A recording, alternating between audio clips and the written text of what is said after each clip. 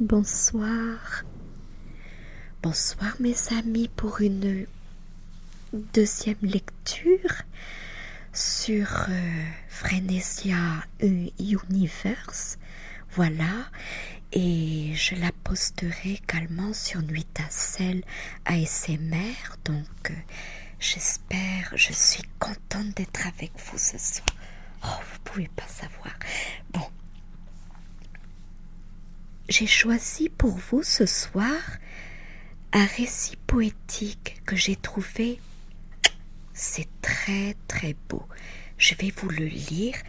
Alors, ce récit poétique s'intitule Les voyages autour du soleil de Claude Plosséniac. Je vous montre la photo.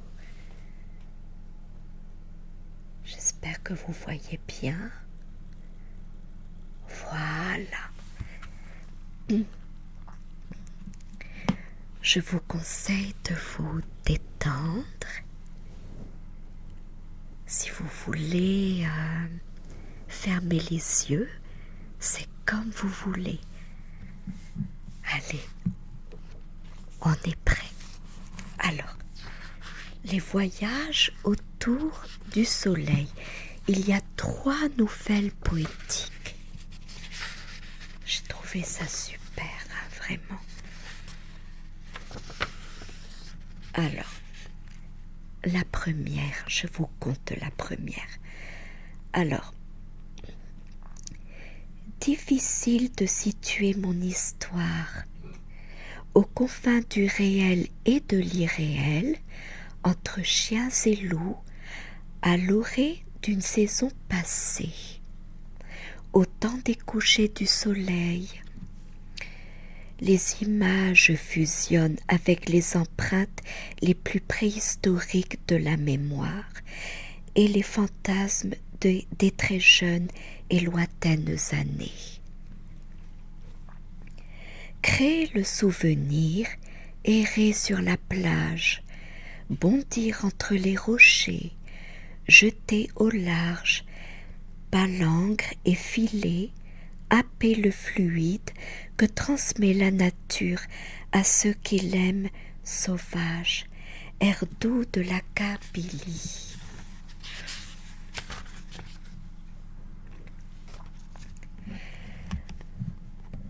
Dans l'ombre tapis des grottes, dans le parfum de l'herbe rase, dans le goût âcre des algues vertes ou dans la poussière de l'écume mordante, naît l'insouciante sensualité des caresses de l'automne, invention exacerbée de l'adolescence. Ai-je vécu? Ai-je rêvé? Comment le savoir? Comment le dire?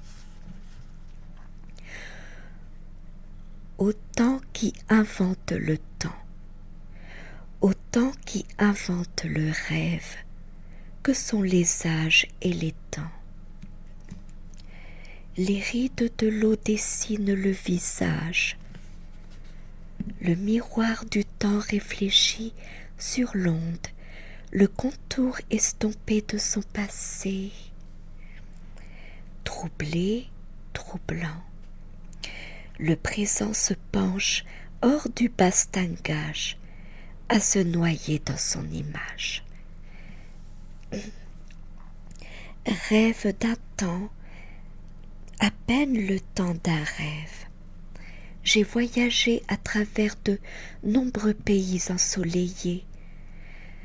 Dans chaque nouveau ciel renaissait sans cesse à contre-jour et les soleils et les cieux et les guerres de mon enfance entremêlés étrangement, réinventés dans le décor irréel des soleils couchants.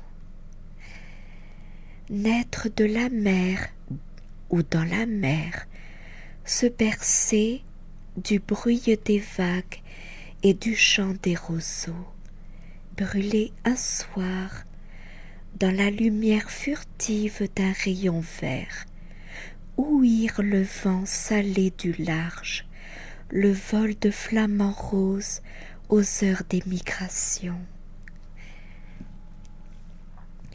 Renaître parfois de la force de l'émoi, dans les couleurs d'un soir d'or vieille, renaître d'un souvenir, d'une partie de soi, une falaise battue par les vents, une plage de sable tendre, tiède et doux, tiède et doux. Un immense rocher, deux loutres et l'algue verte, une file de pèlerins, le toit d'un marabout arraché des embruns.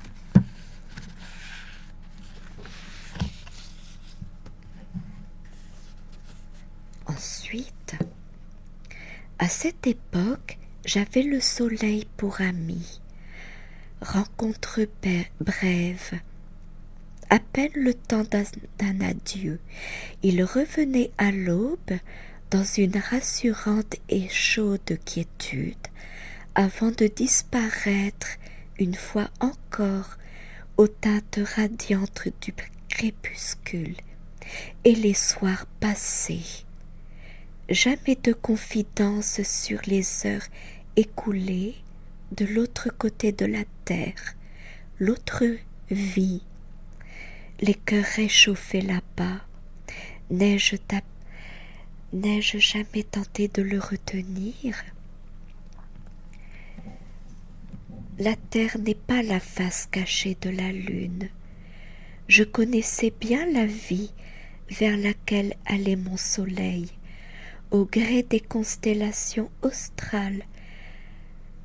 La croix magique du sud, Rigel, Bételeuse, Orion, avant de revenir vers l'éternelle étoile polaire, ses ours, ses Cassiopeia, Cassiopeia, ses voies lactées. Je n'éprouvais point de jalousie. Pourquoi l'aurais-je fait? Jamais il ne trahit, jamais il ne faillit. Mais le cœur est ainsi conçu, malgré des retours étincelants, malgré des caresses séduisantes, malgré sa manière à lui d'être fidèle à la longue, je me lassai en ces allées perpétuelles. Pas facile de quitter un être cher, même quand on le veut. Pour me dépêtrer de cette emprise, me dépouiller de la pensée obsédante, j'inventais des histoires où je tentais de faire perdre à mon soleil sa superbe et sa prépotence. Voilà. Je me rendis bientôt compte que de délivrer son cœur sur une feuille de papier ne suffisait pas pour éloigner à soi une mâle rage. Le soleil, malgré mes efforts pour en faire un anti-héros, restait l'astre arrogant, distant, fascinant, qu'il avait toujours été. Tous les soirs, à l'heure du crépuscule, il venait me hanter, peut-être me narguer tout simplement.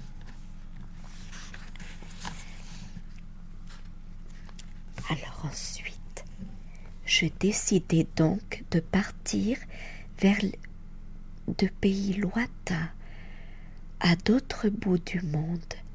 Dès les premiers soirs, sur le tertre de Byblos, à l'heure que vous devinez, à la lumière chargée de velours sombre, les flèches irisées du soleil couchant me défièrent. Leurs pointes acérées, fissurées, les tombes phéniciennes creusées à même le sol sointant d'humidité. Alors, les galères irréelles quittaient le port, flambaient et s'évadaient à l'horizon. Alors la nuit s'assoupissait, couverte de la rosée des larmes du passé, et au sommet du donjon des châteaux décroisés, près d'un croissant de lune, passa une étoile qui, dans un scintillement, me jeta un clin d'œil malin.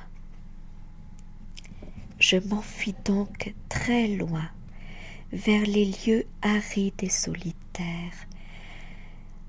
Le silence du désert parlait d'une voix si basse que seule l'âme pouvait l'entendre. Nue, dépouillée, en l'état d'apesanteur spirituelle, je me trouvai enfin face à moi-même, avec pour toute ambition d'aller d'un point d'eau à un autre point d'eau au rythme ancestral des méharées. J'espérais bien qu'après avoir chauffé la pierre à blanc pendant de longs millénaires, qu'après avoir une fois régné en monarque absolu, apposé sa tyrannie sur les sables infinis, le soleil se fatiguerait lui-même de sa propre ardeur et descendrait selon son rite vers une nuit glaciale où il perdrait définitivement sa faconde enfin. À l'heure dite, je le vis se débarrasser de sa crinière aveuglante et, sur un fond de la vis immaculé de beige, de rose, de mauve, disparaître sans défense, happé par les sables mouvants inexorables.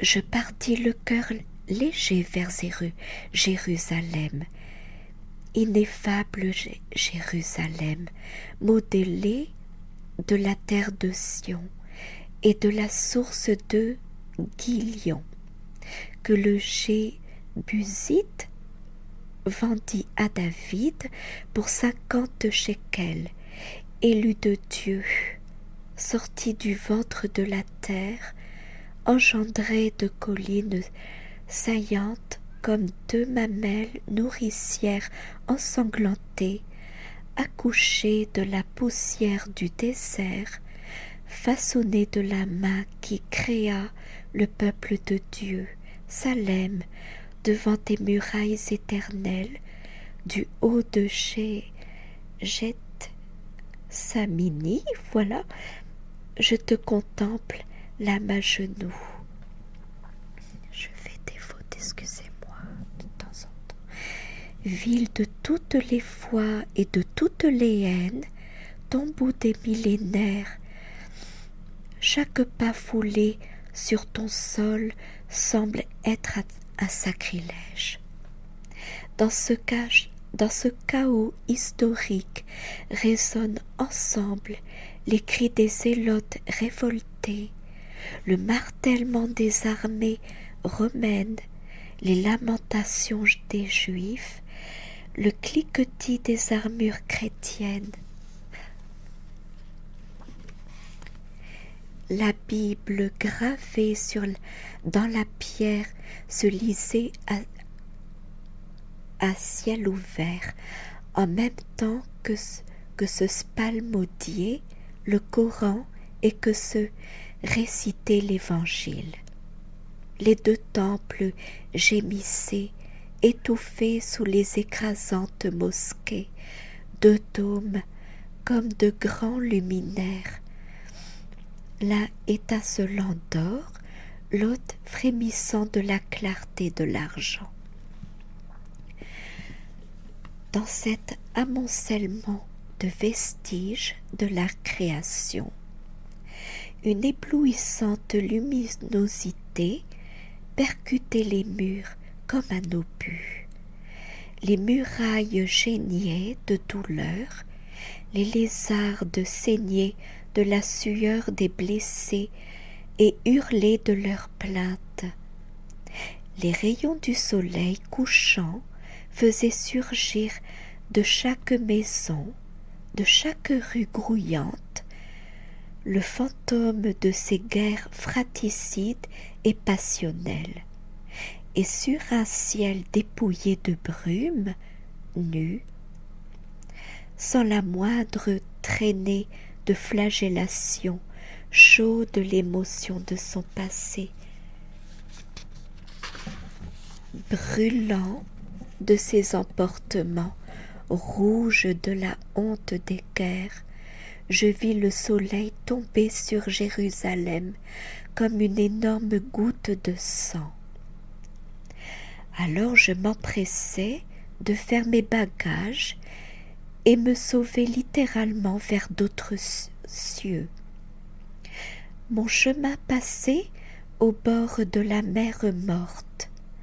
Le bleu de la mer minérale se reflétait dans la voûte céleste. C'est là que j'entrevis le soleil s'enfoncer derrière une haute crête, comme dans un miroir.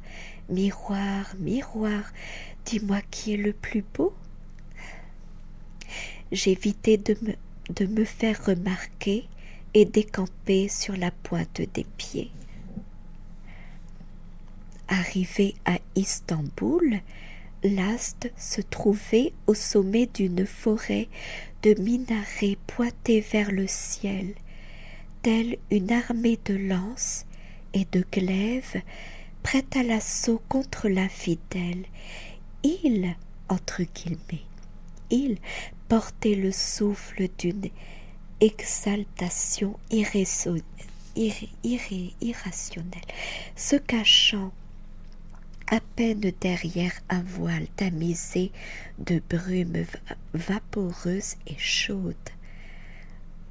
À proximité de la forteresse de Rumeli, agrippée par ses créneaux comme des cerfs, sur la pente occidentale du Bosphore, le soleil baissa ses paupières maquillées de feu et s'engloutit dans le secret de l'obscurité naissante.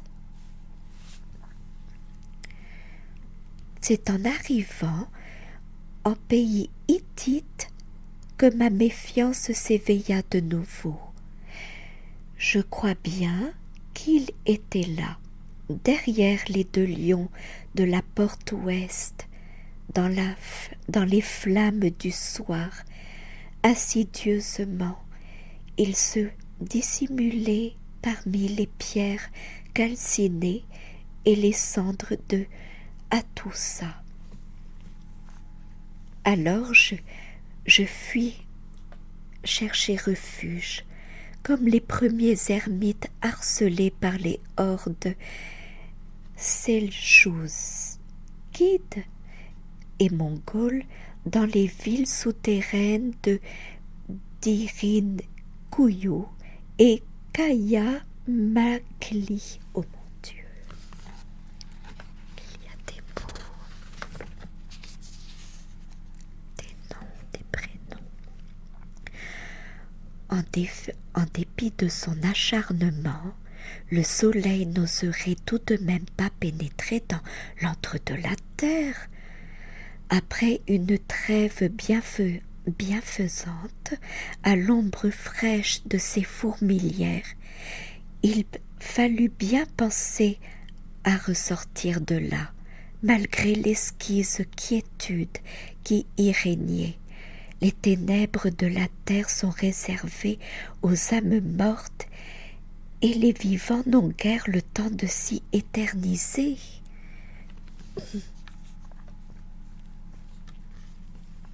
Le cœur battant, je pris le chemin qui conduisait à l'Éphèse, à Éphèse, Éphèse voilà, Maot.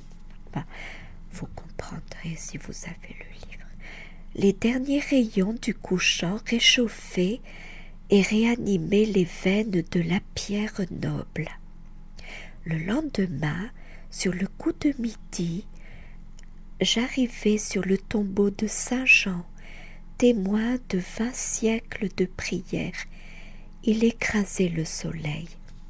Au milieu des débris de quelques autres pierres, voilant l'émouvante nudité du sépulcre, une vapeur tiède flottait, comme un mirage de l'âme. La magie éblouissante de ce spectacle ébranla en moi la décision que j'avais prise de fuir celui qui, longtemps, fut mon ami.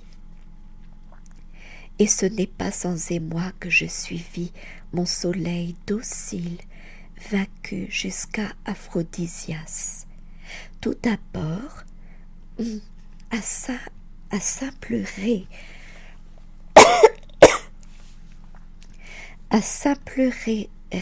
crépusculaire, va taquiner les gratins du petit Odéon. Le marbre vira au mauve, puis au violet, comme un poulpe en colère. Peu à peu, les eaux de la mer Égée s'empourprèrent. Une fumée âcre sortit des nuages. Les flammes du couchant léchèrent, l'herbe rase, la pierre craqua.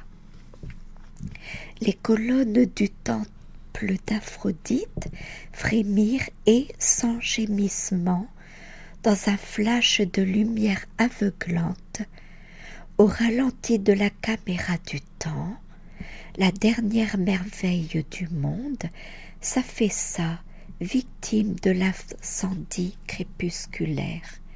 J'étais médusée, reconquise.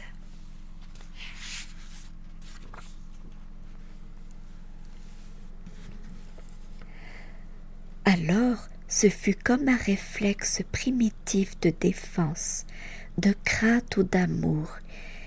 Il me fallut capturer, entre guillemets, cette fascination, boire la nature, l'attirer dans un piège. Je me mis à la barbouiller de couleurs explosives. J'absorbais les vapeurs du soir au buvard de mon âme. Je tentais de les effacer du ciel, de les maîtriser, de les exorciser. Dans ma soif de dévorer l'espace et sa beauté, je donnais au regard des feux, cheveux alors, vie à la lumière, corps et forme au soleil mourant. Un soir, je l'aperçus un soir, au détour d'un rocher, né de l'éclat du crépuscule, le visage modelé par le vent du large. Il portait l'élégance du rêve, me salua de la façon la plus courtoise. Sur ses lèvres un sourire, suave et frais comme l'aurore. Il possédait la douceur de la brise, le charme des étoiles, la générosité du temps, la force des rochers. Surgit de l'eau, l'océan était dans ses yeux, embrun des vagues colorait sa peau, le soleil brillait dans sa chevelure. Son regard brûlait d'un sable infini. Il parlait toutes les langues et conversait avec les loutres. N'est-ce pas magnifique?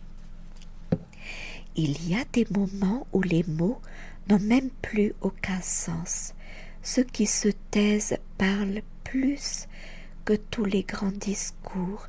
J'étais moi-même trop émue pour exprimer la moindre pensée. Assis, nous ne dîmes rien. Au bout d'un moment de ce silence, je crus entendre « Excusez-moi de ne pouvoir m'attarder, je dois être très loin ce soir, une lourde tâche m'attend. » Et après une courte pause, comme pour reprendre son souffle, il poursuivit. « J'aurais aimé vous consacrer beaucoup de ce temps. Si vous passez un jour sur ma route, ce serait une joie. On a souvent plaisir à rencontrer quelqu'un qui vous apporte de la joie. Et si je passe sur votre route, murmurai-je étonné, d'autant plus que c'était lui qui passait sur la mienne. Si je passe sur votre route, attendez un peu. Et je le vis s'éloigner, un signe attendri au bout des doigts, le soleil couchant dans les cheveux. Le regard de braise, ses lèvres chuchotèrent un chant très doux, tout doux, à moins que ce ne fût le vent dans les roseaux. Il disparut comme une bougie s'éteint dans la flamme vacillante du crépuscule. Un soir, au détour de mon univers ensoleillé, le fantôme avait surgi, pas plus loin de l'horizon, mais il s'agit là d'une toute autre histoire, parce que c'est une histoire qu'a écrit Claude Plosseniac qui s'appelle « Le naufragé de Kabylie ». Peut-être que je vous la raconterai un jour, peut-être. Maintenant, c'est l'histoire numéro 2, le clair de soleil.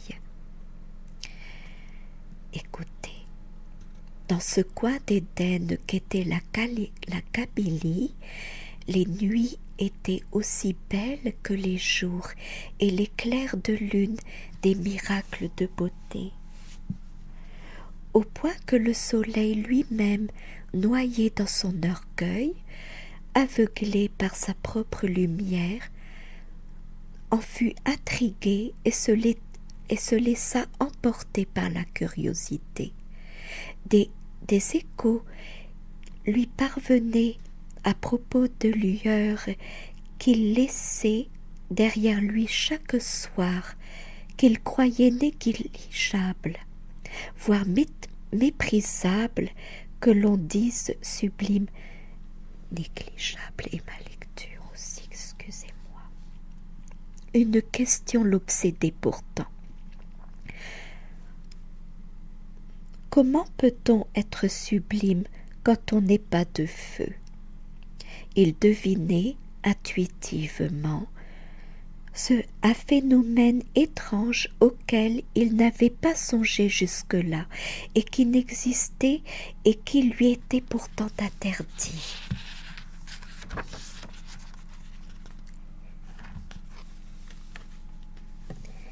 Il n'osait envisager que la magnificence ni la grandeur,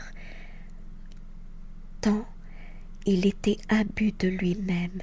Un sentiment complexe, une sorte de doute effleura sa pensée. Pourquoi cette course effrénée perpétuelle qui l'entraînait à chaque crépuscule vers ailleurs? Ce qui se cachait à lui-même, n'était-ce pas l'âme de sa propre lumière? Et il se demanda qu'il n'était qu'incendiaire. Sa destinée était d'éclairer le monde. Il le savait, il s'en savait gloire, c'était bien naturel. Il savait aussi qu'on ne va pas contre sa destinée. Mais si une fois, exceptionnellement, il avait pu jeter un clin d'œil sur ce qui lui était éternellement refusé, si avec la complicité de l'autre luminaire, son ami fidèle, s'il avait pu, lui l'astre d'entre les astres, un soir de confidence, il dit à la lune: je suis de tous les pays et n'appartiens à personne, sans port d'attache, sans abri. Dans le cœur des hommes, je n'ai pas trouvé ce que je cherche. Le cœur des hommes est trompeur. On ne peut s'y fier, ça c'est vrai. Certains ont sculpté dans la pierre, d'autres taillé dans le bois. Certains sont en liège, d'autres en pierre, ponce ou en pâte à modeler, sans consistance. Les uns transpirent l'indifférence, les autres cramoisissent, entre guillemets, sous la honte ou encore baignent dans l'égoïsme, ne pleurant que sur leur propre douleur, ne saignant que de leur propre plaie, qu'il est difficile de faire pénétrer dans la lumière. De l'amertume, répondit la lune. Ta lumière t'aveugle, certes tu es bon, généreux, chaleureux, mais ton orgueil brûlant te prive de l'indulgence nécessaire à la compréhension des êtres. Tu es trop dominateur, tu répands autant d'ombre que de lumière, et de cette obscurité tu enfumes la planète et tu la caches des yeux. Tu ne vois qu'un grand jour, je ne sais pas voir, que je ne sais pas voir dans le secret de l'intimité. Or, devant toi, les hommes baissent les paupières, ils n'osent braver ton front de feu. De ce fait, tu ne vois pas leur regard, étincelis dans le regard d'un homme. Tant de choses. Ils ont le cœur timide, ton ardeur les effraie. Tu les connais mieux que toi. Je suis un astre de la nuit, je tamise les ténèbres, j'illumine les soirées, je berce les rêves et lis dans les songes. Ma lueur est discrète, elle pénètre les âmes. Ma pénombre favorise les confidences. Je vois tout ce que te cache ta clarté trop éblouissante. Que faire, demanda le soleil, un peu désemparé par la franchise directe à laquelle il n'était guère habituel. Je suis la lumière, et je veux ni ne peux devenir terne, et pourtant j'aimerais tant goûter de cette ombre douce, fraîche et reposante qui m'est interdite vers le soir, voir le soir une fois, rien qu'une fois, voir la paix conciliante qu'il répand. Ami, peux-tu m'aider, moi t'aider? S'exclama la lune surprise. Moi? Comment t'aider? Puis, après un temps de réflexion, elle répondit: je ne vis que de la générosité de tes rayons. J'aurais mauvaise grâce à ne pas te rendre ce service. Écoute-moi bien, voilà ce que nous allons faire. Rendez-vous en fin d'après-midi. Où? Au firmament. Là au moins nous risquerons pas de nous perdre pour une fois. Mais tu sais que j'ai moi-même au crépuscule un rendez-vous que je ne peux pas manquer. Ne t'inquiète donc pas, nous y serons un peu avant ton départ. Cela ne prendra pas longtemps. nous détournerons l'attention des étoiles en sentinelle, tu vois, et peut-être pourrais-je te montrer ce que tu souhaites tant voir. Tout se passera sans problème, ne t'inquiète donc pas, mais surtout sois à l'heure. Le soleil, très ému, temporisa son impatience. Il vint pile à l'heure dite. La lune arriva au même instant avec une ponctualité sidérale. Il prit le soleil par la main. « Cache-toi derrière moi, dissimule bien ta chevelure, lui dit-elle. Je vais étaler mon ombre sur la terre. Pendant quelques minutes, tu pourras alors regarder par-dessus mon épaule, sans te montrer et admirer un instant la nuit.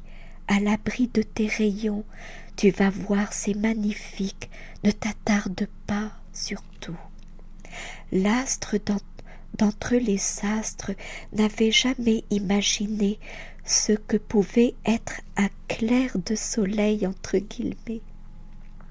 Un clair de soleil. Jamais il n'aurait pensé que ce fût si beau.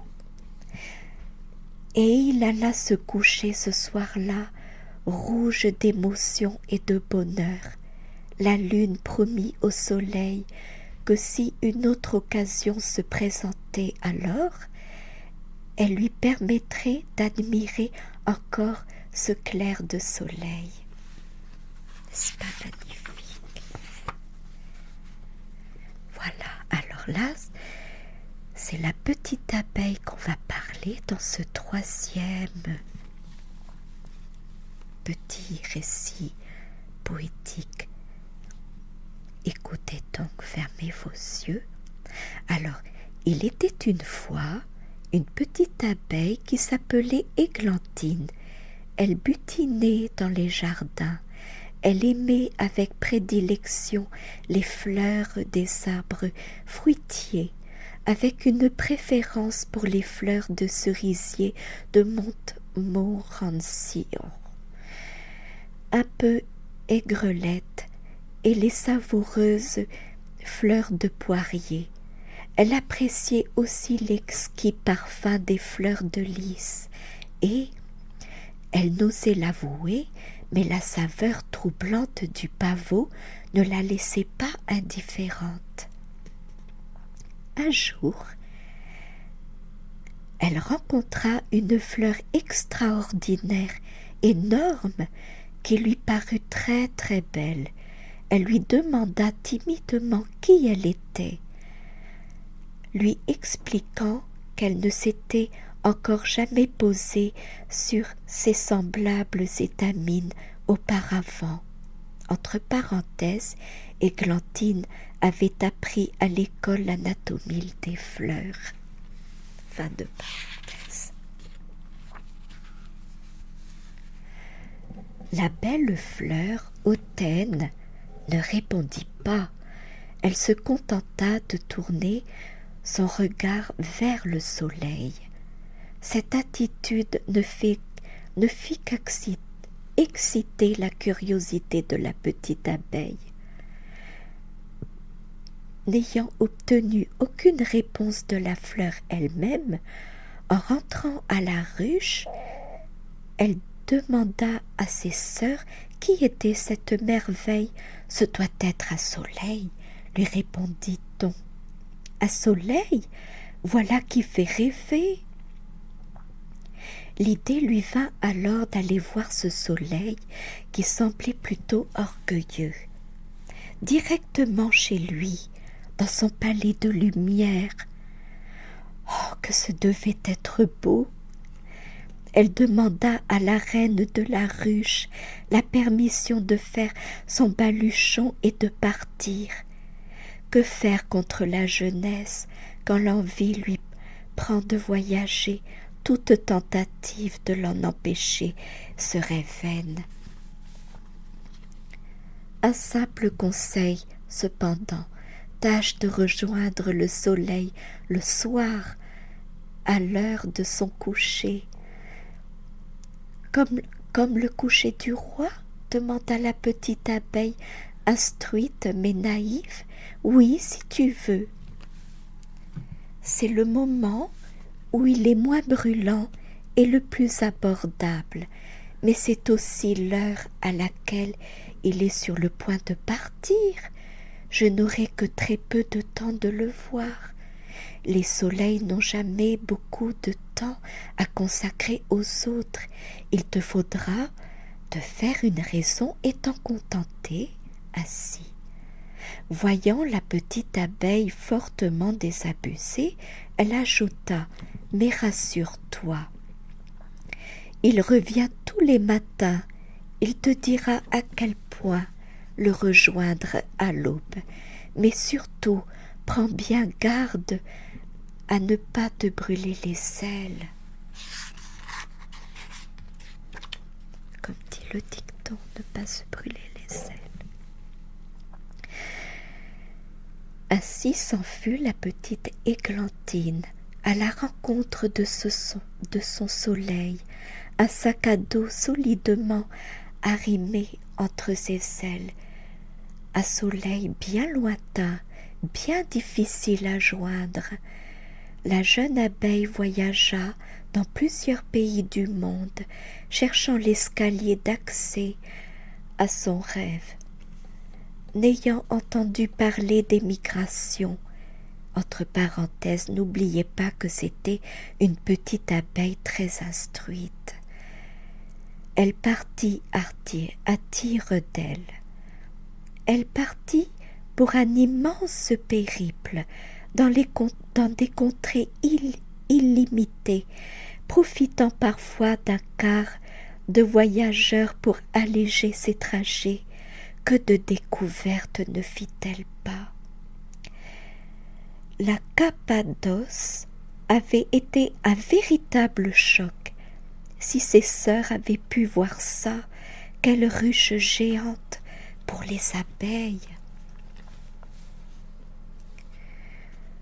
Le dragon de Konya l'avait passablement effrayée, mais les derviches tourneurs, quelle griserie! En apprenant que saint Paul avait porté l'évangile de ville en ville en Anatolie, elle avait pensé, comme pour nous le pollen de fleur en fleur, à Izmir, au moment des migrations.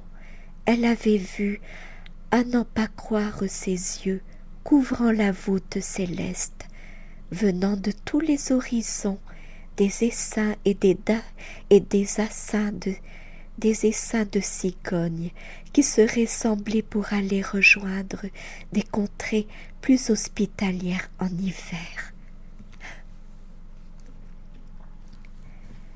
Oh!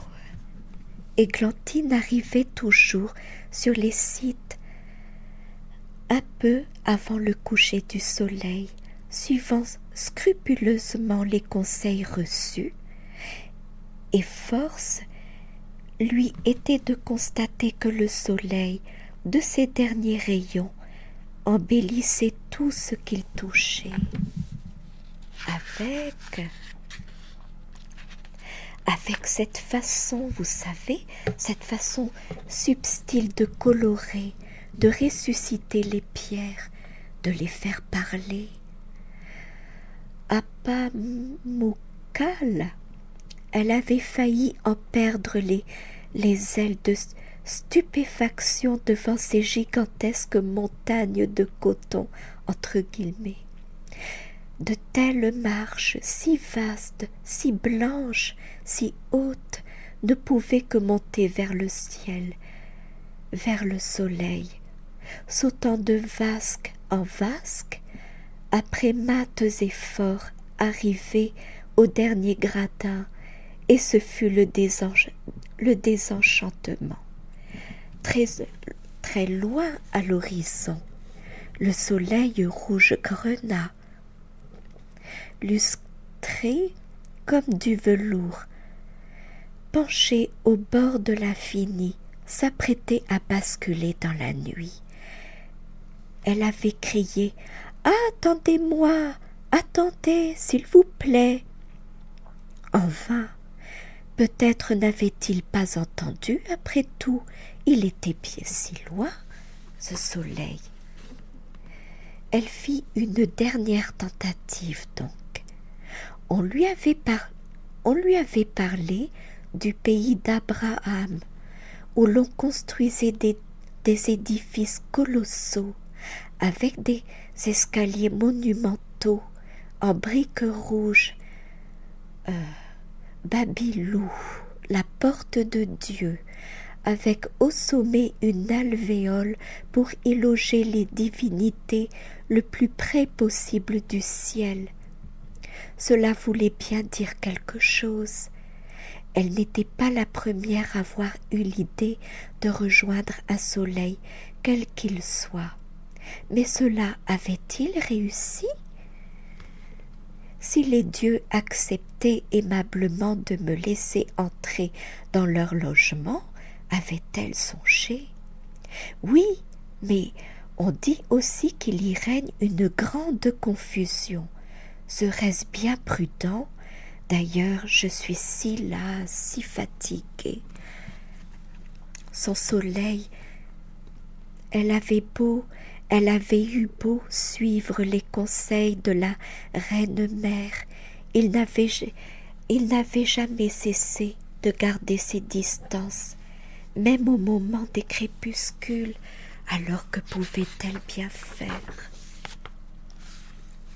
Certes, que de belles choses n'avait-elle pas vues, mais aussi que de déceptions. Pourtant, un jour, il fallut prendre le chemin du retour. C'est une douloureuse décision à prendre, oui, mais il y a une grande différence entre les ailes des cigognes ou des flamants roses et celles d'une petite abeille. Qui plus est, le bassin méditerranéen est immense. Notre amie ne manquait pas de courage. Pourtant, elle avait présumé de ses forces, à demi morte d'épuisement, sur le chemin du retour qui la ramenait en pleine mer. Elle se laissa tomber sur le pont d'acôtre blanc à la dérive. La petite Églantine, malgré sa grande tristesse de n'avoir pas pu approcher le soleil, ne regrettait rien. Bercée par la houle, elle se remémorait les pays qu'elle avait visités, les périples enrichissants et enchanteurs. Que n'aurait-elle pas raconté à ses sœurs? On arrive à l'épilogue. Vous savez, vous rappelez, la petite abeille avait donc pris le chemin du retour pour tomber quelque part en Méditerranée, sur le pont d'un voilier où elle avait trouvé refuge, et de tomber en larmes et de s'endormir d'épuisement sous un superbe clair de lune. Je ne vous apprends donc rien en vous disant que la lune est une grande amie du soleil. On peut même dire qu'elle lui doit tout. Sans sa lumière, qu'il daigne lui envoyer chaque nuit, elle ne serait rien. Elle le sait, elle apprécie sa générosité à sa juste valeur. Étant née pauvre, elle avait appris à être économe. Aussi ne dispense-t-elle pas d'une lumière si précieuse inconsidérant. Ainsi, voilà. Elle n'en voit pleinement ses reflets que les soirs de clair de lune. La nuit de la fête des étoiles, elle se pare alors comme une déesse resplendissante, le front orné d'un diadème étincelant. Lors d'une de ces somptueuses soirées, la lune entendit les sanglots qui entrecoupaient le sommeil d'Églantine. Elle connaissait la tendresse du soleil pour ce petit insecte si sincère et si dévoué. Mais il avait son orgueil, le soleil. Il n'avait besoin de personne. Il régnait en monarque absolu sur son univers. Rien ne le ferait ni le moindre geste, ni le moindre pas. La belle dame de la nuit avait compris la situation inextricable. Elle décida alors de lui venir en aide. Tout endormie, la petite abeille sentit quelque chose lui chatouiller la trompe. Elle se retourna en bougonnant et replongea dans son sommeil. Cette fois, la lueur frappa son œil. S'éveillant à moitié, elle aperçut un faisceau de lune tombant sur sa couche, brillant comme un projecteur, lui montrant un très long chemin de lumière qui montait jusqu'au firmament. Elle frotta ses yeux stupéfaite. La lune me fait donc un clin d'œil, elle insiste, et si c'était le chemin que je cherche depuis tant de jours? De toute façon, je dois tenter ma chance. Il faut y aller. Hop, mon baluchon est en route. De là-haut, la lune expédia la petite abeille, un peu endormie, vers son rêve. Voilà, l'histoire est terminée. J'ai bafouillé beaucoup, je le regrette, mais je vous conseille vraiment ce livre. Je l'ai pris donc à la médiathèque, je l'ai emprunté et c'est vraiment, elle s'appelle Claude Plousséniac et ses voyages autour du soleil, et ce sont des nouvelles poétiques que je vous recommande vivement. Moi, j'ai adoré cette histoire. L'avez-vous aimée? Peut-être, peut-être pas. En tout cas, je vous souhaite à tous une très très bonne nuit. Une bonne nuit qui, j'espère, sera bénéfique pour vous, sûrement, et vous rêverez du soleil, de la lune et de la petite abeille. Sur ce, je vous donne un rendez-vous un jour pour un livre plus facile dans les mots, parce que c'était des mots difficiles à prononcer pour moi. Et je vous fais de gros bisous.